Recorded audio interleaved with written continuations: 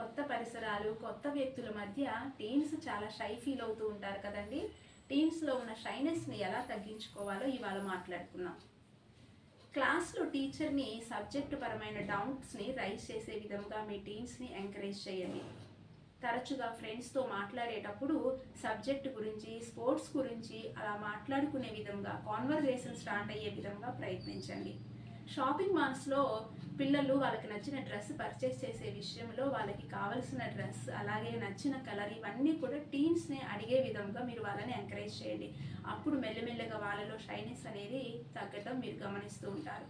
Teens ఎక్కువగా ఎలాంటి యాక్టివిటీస్పై వాళ్ళు యాక్టివ్గా పార్టిసిపేట్ చేస్తున్నారో గమనించండి. సింగింగ్, డ్యాన్సింగ్, డిబేట్ కాంపిటీషన్ ఇలాంటి పార్టిసిపేట్ చేసే విధంగా మీ టీన్స్ని ప్రోత్సహించండి.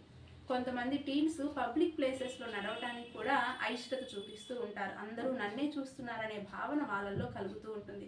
మనుషులు ఎవరికి నీ పైన దృష్టి లేదని, వాళ్ళ పనులు, వాళ్ళ సమస్యలు వాళ్ళకు ఉంటాయి అని టీన్స్కి అర్థమయ్యేలా నచ్చచెప్పండి. ఇలాంటి టిప్స్ని ఫాలో అవుతూ మీ టీన్స్లో ఉన్న షైనెస్ని తగ్గించండి. వీడియో నచ్చితే లైక్ చేయండి, షేర్ చేయండి, ఛానల్ని ఫాలో అవ్వండి. Thank you for watching. This is Jyothi, parent teen connection coach.